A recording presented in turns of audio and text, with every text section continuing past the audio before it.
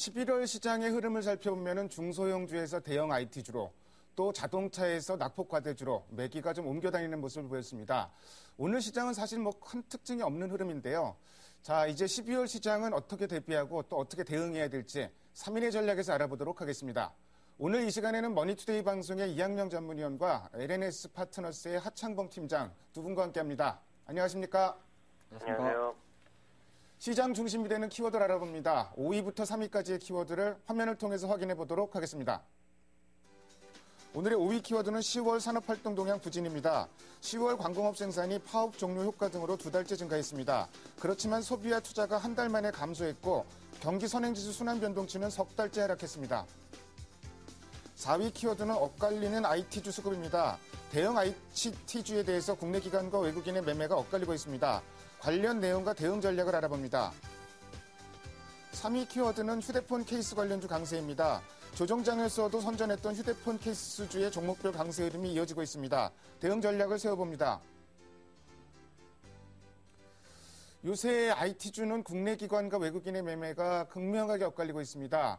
삼성전자에 대해서는 국내 기관이 사고 있는 반면에 외국인들은 팔고 있는 흐름, 연 4, 5일째 이런 흐름이 어제까지 이어졌던 바 있고요. 반면에 LG전자, LG디스플레이 같은 경우는 외국인이 사고 국내 기관은 팔고 이런 흐름이 또 이어지고 있습니다. 어제 같은 경우는 SK하이닉스는 외국인 국내 기관 동반 순매도를 기록하는 흐름도 보였고요. 자, 이거 수급 상황이 약간 애매하고 판단하기가 어려운데 이학년 의원은 어떻게 보세요? 네, 일단 수급도 중요하겠지만은요, 전반적인 IT 주식의 흐름에 대해서 다시 한번 이해를 할 필요가 있지 않냐 싶네요. 일단은 9월부터요. 먼저 일단 발동을 건 것은 LG 디스플레이였습니다. 누차 말씀드렸다시피 디스플레이 업계의 실적 턴어라운드에 대한 기대감이었고요. 그 다음에 이제 반도체 쪽으로 옮겨갔죠. 그러면서 SK하이닉스가 한 차례 시세를 주었습니다. 그 동안에 거의 두 달 동안 삼성전자는 제자리에서 몇 명 돌았죠. 근데 그것이 이제 삼성전자로 옮겨가면서 시세가 이제 엉키기 시작했습니다. 무슨 얘기냐면 삼성전자가 올라가다 보니까 지수가 올라가게 되고요. 지수가 올라가다 보니까 삼성전자 더불어서 현대차가 움직이게 되고, 그 다음에는 이제 여타 경기민감 낙폭 가대주라고 불리는 조선건설, 철강화학 이런 것들이 나름 이제 반등을 하고 다니면서 일단 포트폴리오를 어떤 조정해야 될 필요성이 투신권한테 특히 있었다고 저는 이해를 하고 있습니다. 특히 투신권은 1900선을 위아래로요. 계속 포트폴리오 펀드가 돈이 들어오기도 하고 나가는데요. 돈이 일방적으로 나가기도 하면서 전반적으로 이제 차익 실현할 것은 빨리 또 차익 실현해야 될 가능성 해야 되겠고요. 또 한 가지 이제 그러면서 포트폴리오를 조정할 필요가 있는데 그런 관점에서 LG 디스플레이라든가요, SK하이닉스에 대한 매도 물량이 나오는 것으로 저는 이해를 하고 있습니다. 그런 사람들 또 입장에서 보면 일정 부분 삼성전자에 대해서 또 비중이 줄어들어 있으니까 좀 사야 되는 그런 입장이 좀 반복적으로 엇갈려가면서 움직이고 있다고 봅니다. 이 모든 것은 결국은 미국 시장에서 어떤 급등락이 반복되면서 방향성을 아직 뚜렷하게 보이지 못하고 있기 때문인데요. 결국 12월 이후 어떻게 될지 모르겠지만 미국 시장이 지금 방향성을 잡을 경우, 즉 우상향한다고들은 많이들 기대를 하고 있는 게 또 사실인데요. 만약 그렇게 된다 그러면 결국 우리 시장도 어느 정도 따라갈 것이고요. 그렇게 되면 다시 IT 중심, 특히 그중에서도 삼성전자의 시세 분출 가능성을 지금 대비하셔야 되겠다는 생각 갖고 있고요. IT 주식에서 여전히 탑픽은 삼성전자고요. 지금 삼성전자를 사셔야 될 시기라고 이해를 하고 있습니다. 국내 기관은 포트폴리오 조정이 어차피 좀 필요했던 시점인 것 같습니다. 그중에서도 집중적으로 샀던 대형 IT주들, 차익 실현 욕구가 당연히 강할 수밖에 없고요. 그 돈이 삼성전자라든지 자동차 좀 이런 쪽으로 옮겨가고 있고, 최근에는 낙폭과대주도 일부 좀 옮겨가고 있는데, 어쨌든 포트폴리오 조정 차원으로 좀 이해를 할 필요가 있을 것 같습니다. 휴대폰 부품주들은 종목별로 좀 등락이 많이 좀 엇갈리는데 이상하게 휴대폰 케이스 관련주들은 거의 대부분 종목들이 약세장에서도 굉장히 선전했고 어쩌면은 11월 코스닥 섹터 중에서 가장 선전했던 게 휴대폰 케이스 관련주들인 것 같은데 하창봉 팀장은 어떻게 보세요? 네, 말씀하신 대로 최근 어떤 9월 달부터 최근 3개월 동안에 대표적인 휴대폰 케이스 업체들이 거의 주가가 300%가 뛰었습니다. 오늘 같은 장에도 계속 좋은 흐름을 보여주고 있고요. 시장에서는 역시나 이제 스마트폰의 어떤 활성화죠. 삼성전자 같은 경우는 스마트 기기를 한 2억 대 정도 팔았다 그러는데 내년 정도에는 2억 5천만 대까지 늘린다 그럽니다. 그리고 보고 과거에 이제 우리 피처폰을 쓸 때는 사실은 플라스틱 관련해서 휴대폰 케이스에 대해서 그렇게 인식이 안 좋았는데 지금 이제 스마트 기기를 쓰게 되면은 대표적으로 대부분의 소비자들이 매니아층을 제어하고 나면 어떤 상품 상품 브랜드라든지 디자인 측면을 많이 강조합니다. 애플 같은 경우도 상당히 디자이너의 특허를 좀 갖고 있기 때문에 우리 애플 선호자도 많다 그렇게 말씀드리겠고요.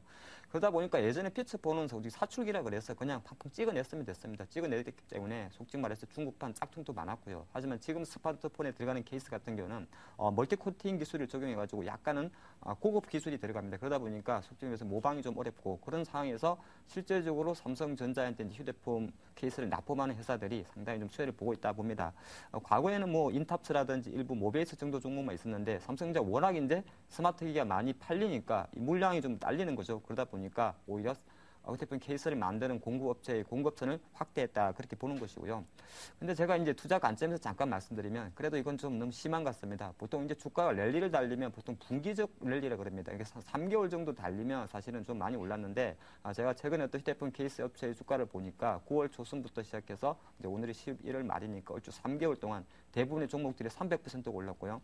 또 특징을 좀 잡아냈더니 대부분의 종목들이 거의 다 시작할 때가 시가총액 300억에서 500억 정도 시작을 했다는 겁니다. 그렇게 보고 투자 주체별로 또 분석을 해봤더니 실제적으로 뭐 투신이라는 펀드보다는 개인 투자 계정, 기타 법인 투자 계정에서 들어왔다는 것은 일부 자문사라든지 일부 세력에 의한 어떤 매기세도 좀 크다는 겁니다. 그래서 전체적인 흐름에서 성장성에 대해서는 공감을 하는데 주가가 너무 단기적으로 많이 오른 것에 대해서는 사실 조금 경계할 필요 있다 그런 말씀드리겠고요. 하지만 그런 경계감에 불구하고 삼성전자가 지금 140만 원 정도 계속 강세를 보이고 있는데요.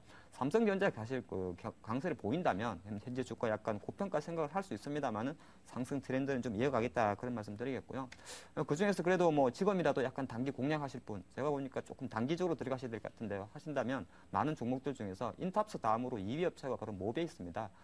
신양이라든지 우전 한단 같은 경우는 사실 3분기는 적자였고요. 뭐 하지만 적자가 염려할 건 아니고 대부분 이제 4분기부터 삼성전자부터 수주를 받았기 때문에 큰 영향은 아닌데 모베이스는 그런 중에서도 사실 3분기에 영업이익이 나왔었고요. 또 회사 관계자 제가 조사를 해봤더니 베트남 법인이 지금 영업이익 자체가 현재 모베이스 실적이 반영이 안 됐답니다. 그렇기 때문에 그것까지 생각한다면 약간 다른 어떤 섹터보다는 조금 더 실적이 좀 바탕이 되지 않나 보겠는데 뭐 주가 투자 전략 잠깐 말씀드리면 12,000원 정도 있는데 아까 말씀드린 대로 뭐 9월 달에 한 4,000원부터 시작했기 때문에 많이 오른 게 있습니다. 그래서 지금 들어가시는 분이라면 너무 길게 보진 마시고 조금 짧은 조정, 짧은 청산이 어떨까 싶습니다. 휴대폰 케이스에 대해서 인식이 많이 바뀐 건 틀림없는 것 같습니다. 특히 이제 뭐 하 팀장도 지적을 했지만 뭐 속칭 짝퉁, 중국에서 짝퉁을 못 만드는 게 휴대폰 케이스다 이런 얘기도 좀 많이 돌고 있고요. 근데 문제는 너무 좀 과도하게 올랐다는 점이 좀 부담이 되는 것 같습니다. 그래서 뭐 트레이딩 관점에서 접근을 해야 될 것 같은데 트레이딩 가능한 종목으로 모베이스를 꼽아주셨습니다. 다음으로 오늘의 2위 키워드를 화면을 통해서 확인해 보도록 하겠습니다. 오늘의 2위 키워드는 계속되는 미지표전입니다. 재정절벽 얘기는 뭐 매일매일 다른 얘기가 나오고 있는데 그 얘기 때문에 조금 시장이 주춤하다가 지표가 워낙 좋게 나오니까 미국 증시, 뉴욕 증시 반등을 했습니다. 다우지수 13,000포인트대로 회복을 했는데 우선 뭐 GDP 성장률, 3분기 성장률이 당소 잠정치가 2.0%였는데 2.7%로 상향 조정이 됐고 여기 뭐 고용 지표도 좋고 주택 지표도 좋고 지표가 계속 좋게 나오고 있습니다. 자, 이렇게 되다 보니까 이 재정절벽 이슈만 조금 긍정적으로 해결되면은 미국 시장이 좀 한번 랠리가 나올 수도 있지 않을까 이런 기대감까지 들고 있는데 이학년 위원은 어떻게 보세요? 네, 많은 사람들이 정말 그랬으면 하는 생각을 갖고 있고요. 저 자신도 마찬가지입니다. 다만 이제 오늘 말씀하신 대로 이제 가장 중요한 것은 이제 GDP가 되겠습니다. 주택 지표 이런 것들은 워낙 그동안 분위기가 좋았으니까요. 새로운 뉴스거리는 사실 안 됩니다. 3분기의 GDP가 예비치가 2.0으로 제가 알고 있었는데 2.7까지 오늘 확정치가 났습니다. 상당히 긍정적이죠. 절대치만 보면 이해가 안 되시죠. 약간 부족한데요. 지난 분기, 2분기 1.3이었으니까요. 상당히 많이 회복된 건 분명합니다. 문제는 이제 이런 추세가 4분기 그리고 내년 1분기에도 계속 된다 그러면요. 큰 문제가 없을 텐데요. 향후 전망에 대해서 약간은 좀 부정적인 의견이 많이 있습니다. 왜냐하면 GDP의 발표도 GDP 그 안에 이제 내부적으로 좀 들어가 보면요. 민간 소비라든가 기업 투자 쪽은 상당히 좀 부진한 거로 좀 생각보다 좀 부진한 것으로 나오지 예상했던 것보다요. 민간 소비 같은 경우에도 상당히 좀 예상했던 것보다는 2.2% 이상이었는데 1%대로 좀 많이 좀 줄어든 것으로 1.4%로 하향됐고요. 어떤 자본재 지출이 결국 이제 기업 투자 항목이나 마찬가지인데요. 워낙 이제 마이너스 한 1.3 정도로 예상했었는데요. 2.2까지 하락폭이 거절했던 것은 향후의 성장 동력에서 좀 마이너스 요인이 될 가능성이 크다고 합니다. 그렇기 때문에 4분기 GDP는요, 2분기는 다시 3분기에는 2.7까지 올라갔지만 4분기에 지금 컨센서스는 1.6 정도로 다시 다운될 가능성은 크다고 하기 때문에 모르겠습니다. 3분기에 모든 경제 지표가 좋게 나서 뭐 희망적인 건 좋은데요. 4분기에 대해서는 다시 GDP가 좀 다운될 가능성이 충분히 가능성이 있고요. 특히 이제 계속 얘기가 나오겠지만 4분기에 기업 실적에 대한 걱정들이 워낙 많기 때문에 그냥 마냥 희망적이다라고 말씀드리기는 쉽지 않네요. 참 낙관하기가 참 어려운 상황인 것 같습니다. 3분기 GDP 성장률 2.7%면은 굉장히 선방했는데 내용을 보면은 소비와 기업 투자 이 부분이 안 좋았다면 결국 정부 지출을 늘렸다는 얘기인데 뭐 계속되기가 좀 어려운 상황이고 역시 뭐 기업 실적에 대한 부담 여전히 뭐 4분기에는 부담으로 작용할 소지가 높은 것 같습니다. 유로존 이슈는 최근 들어서 잠잠해졌는데 뭐 꺼진 불도 다시 보자 좀 이런 생각이 좀 듭니다. 당초 스페인에서 구제금융을 늦어도 11월 말까지 신청할 것이다. 이런 얘기가 계속 돌았었는데 오늘 11월 말입니다. 근데 뭐 미동도 없는 상황이고 스페인 입장에서는 글쎄요 뭐 계속 튕기는 입장이라 그럴까 좀 이런 상황인데 이게 좀 시장에 12월 달에 부담으로 작용하지 않을지 뭐 이런 걱정도 좀 드는데 하창봉 팀장은 어떻게 보세요? 네, 맞습니다. 말씀하신 대로 사실 스페인 전면적 구제 금융 같은 경우는 뭐 11월 25일이었죠. 카탈루냐 지방선거쯤 해서 하지 않겠느냐 그런 이야기가 사실 11월 초순에 상당히 많이 나왔었는데 슬그머니 소리 없이 거의 뭐 묻혀있지 않나 보겠습니다. 그런 상황에서 스페인의 어떤 뭐 16물 국채금리도 뭐 5.9% 정도에서 상당히 안정권을 보이고 있기 때문에 시장에게서는 왜 이러냐 이럴 수 있는데 제가 조금 생각을 해봤더니 최근 일단 지난 한 21일 정도 될 것 같습니다. 스페인이 국채를 좀 발행했는데 실제적으로 국채 발행할 때 한 25억 정도 목표치를 했는데 실제적으로 38억 정도가 발행이 성공을 했고요. 또 국채 발행을 할 때 내부적으로 뭐 응찰률이라든지 낙찰금리 자체가 하향하다 보니까 어느 정도 스페인 국채에 대한 약간 투자 안도 심리가 시장에 좀 나왔지 않나 보겠고 또 최근 바로 28일이죠. 며칠 전에 이제 EU가 스페인 4개 방케아 그룹을 포함해서 4개 은행에 대해서 300억 이상 유로 금액을 지원하는 그 안을 발표를 했죠. 그렇게 했기 때문에 아까 시장에서는 어느 정도 스페인의 은행권에 대한 자금 지원도 좀 이루어졌고 국채금리 좀 안정권이기 때문에 올해보다는 아마 내년으로 넘어갈 수 있지 않나 하는 그런 이야기가 좀 많이 나오는 것 같은데요. 사실 이 부분에 자체는 그 중요한 것이 올해하고 내년하고 중요한 것이 아니라 하긴 해야 된다는데 조금 포커스를 맞추겠고요. 조금 전에 말씀드린 대로 EU가 이제 그 4개 은행, 방케아를 비롯한 4개 은행에 대해서 자금을 지원하면서 앞으로 은행 그 유동성 한도라 그러죠. 한 60%를 줄이라 이런 말을 했습니다. 근데 여기서 조금 우리가 간과해서는 안 될 것이 은행권이 실제로 자금을 받는 조건으로 그네들의 유동성을 줄이라는 것은 향후 추가적인 대출 규제를 의미하는 거죠. 그렇게 봤을 때는 자금은 받았습니다만은 다시 스페인의 은행권들은 신용갱생에 들어갈 수 있다는 겁니다. 그런 관점에서 보셔야 되고요. 불과 10월이나 11월 초만 해도 스페인이 만약에 구제금융을 받는 것이 정시에는 호재가 될 것이다 해석을 했습니다만은 실제로 거꾸로 또 해석하면 최근에 그리스 문제에서 보셨듯이 실제로 스페인이 전면적 구제금을 하고 나면 또 하나가 그냥 쉽게 줄 것 같지가 않습니다. 그렇기 때문에 구제금융을 하더라도 오히려 그것 자체는 단발성 호재, 장기적 악재로 갈 수가 있다는 겁니다. 그 이유 자체는 스페인의 경제 구조에 있겠죠. 아직도 스페인의 평균 실업률은 25%, 청년 실업률은 50%를 넘고 있고요. 그리스 문제에서 보셨다시피 계속적으로 긴축을 해야 되기 때문에 실제적으로 스페인 구제금융 이슈 자체가 잠깐 수면 아래로 내려갔고 내년으로 좀 넘어갈 가능성이 있습니다만은 그것 자체가 제가 판단할 때는 사실 그렇게 화답할 정도로 호재는 아니지 않나 그렇게도 보겠습니다. 오늘이 11월 말일입니다. 2012년 들어서도 정말 유로존 관련 이슈는 끊임없이 나왔고 또 끊임없이 봉합되고 이런 흐름이 반복되고 있어서요. 어느 정도는 좀 잘 될 것이다 이런 학습 효과는 계속 남아있는 것 같습니다. 12월 시장 유로존 관련해서 별다른 소식이 무소식이 희소식인 게 유로존 쪽 얘기인 것 같은데 그런 흐름이 좀 나타났으면 하는 바람이 있습니다. 다음으로 오늘의 1위 키워드를 화면을 통해서 확인해 보도록 하겠습니다. 오늘의 1위 키워드는 12월 주식시장 전망입니다.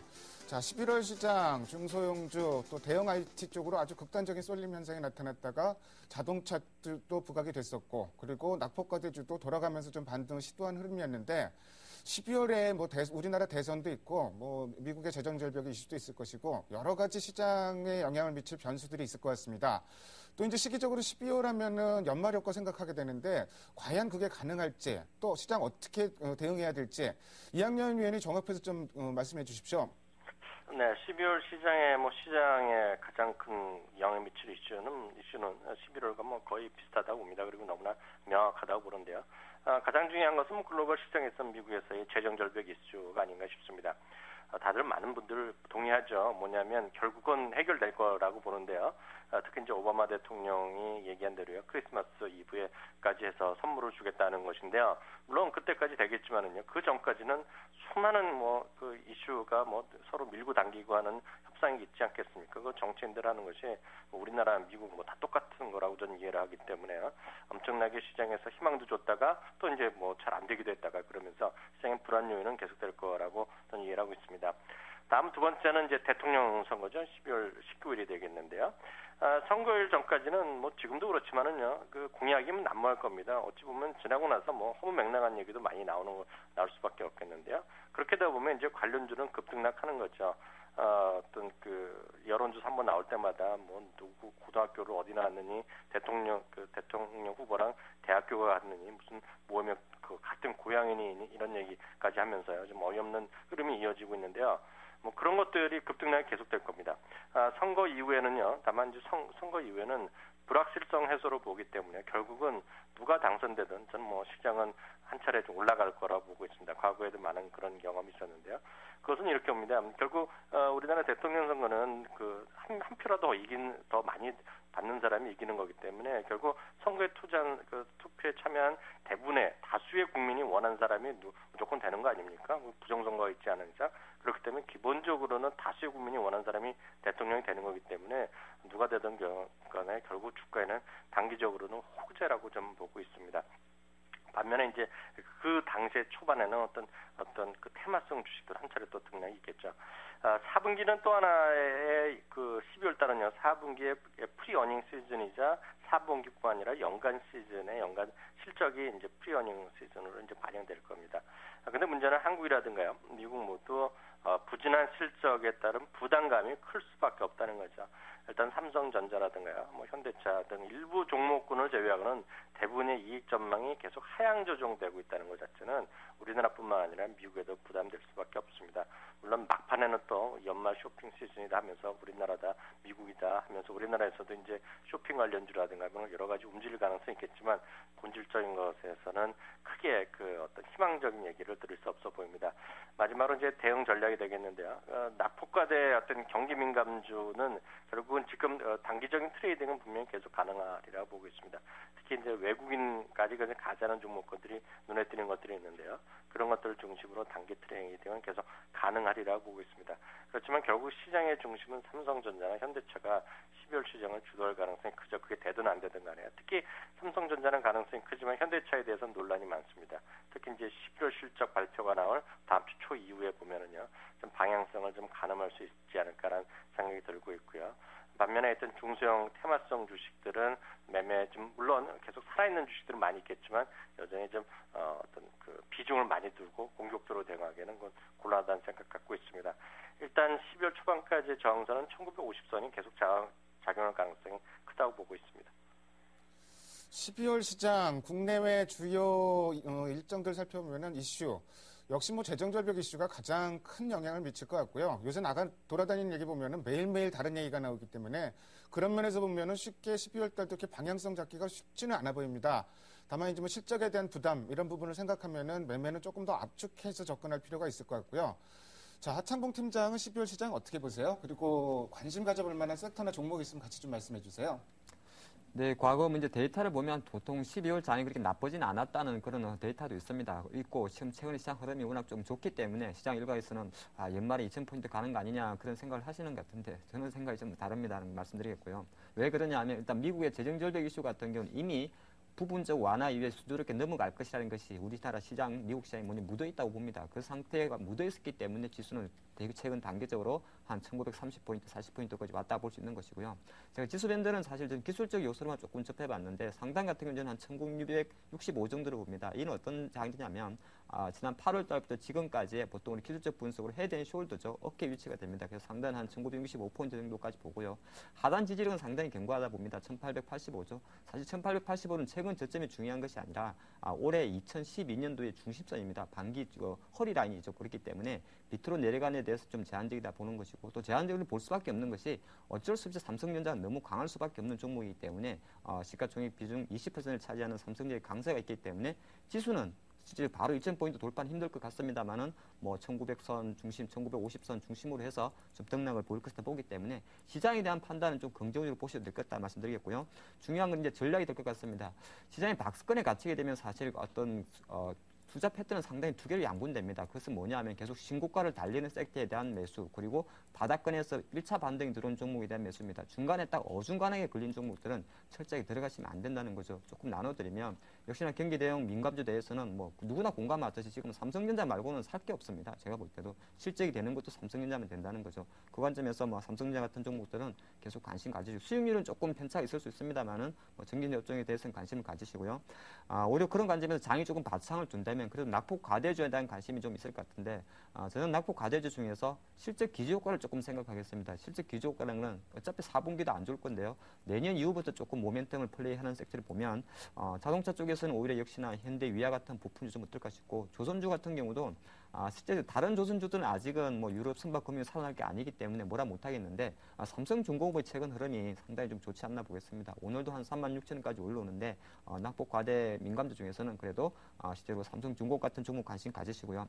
그런 상황에서 조금만 더 첨언하자면 갑자기 삼성전자하고 현대차 올라오다 보니까 그렇게 잘 가던 뭐 KTNG라든지 가스공사 뭐 대표적인 통신들이 빠지고 있습니다. 근데 이것 자체는 너무 부정적으로 보실 건 아니다 저는 말씀드리겠습니다. 장이 실제적으로 갑자기 자동차나 IT를 몰려다 보니까 방어주들이 꺼진 거지 방어주들이 실제적으로 안 좋아서 빠진 건 아니다 보기 때문에 계속적으로 한국가스공사나 KT 같은 종목도 좀 관심 가지는 게 어떨까 싶습니다. 그래서 뭐 대충 시장은 좀 전리해 드린 것 같고요. 그래도 만약에 작은 스몰캡 종목을 좀 생각하시는 분이라면 제가 두 종목만 짧게 말씀드리겠습니다. 바로 하나는 전자잉크, 사실 잉크를 하고 있는 잉크테크라는 종목을 사실 스마트 기기 관련해서 4% 삼성의 희는 디스플레이 관련해서 좀 관심을 가지시고요. 제가 MTN에서 몇 번 말씀드린 한국어 컴퓨터라는 종목이 계속 관심이 있는데 뭐 스몰캡 종목 중에서는 뭐 잉크테크나 한컴 정도를 좀 추천하겠습니다. 당연히 CPU 시장의 또 뭐 핵심은 삼성전자가 될 것 같고요. 뭐 낙폭과대주, 트레이딩, 또 내수 관련주도 일단은 뭐 계속 관심의 끈을 놓지 말자라 말씀해 주셨고요. 그나마 이제 그 중에서도 이제 중소형주 중에서 좀 매매할 만한 종목 꼽아보면은 잉크테크, 한글과 컴퓨터 이 종목 정도를 꼽아주셨습니다. 지금까지 5가지 키워드를 통해서 오늘 시장의 흐름을 살펴봤습니다. 두 분 말씀 잘 들었습니다. 감사합니다. 감사합니다. 감사합니다.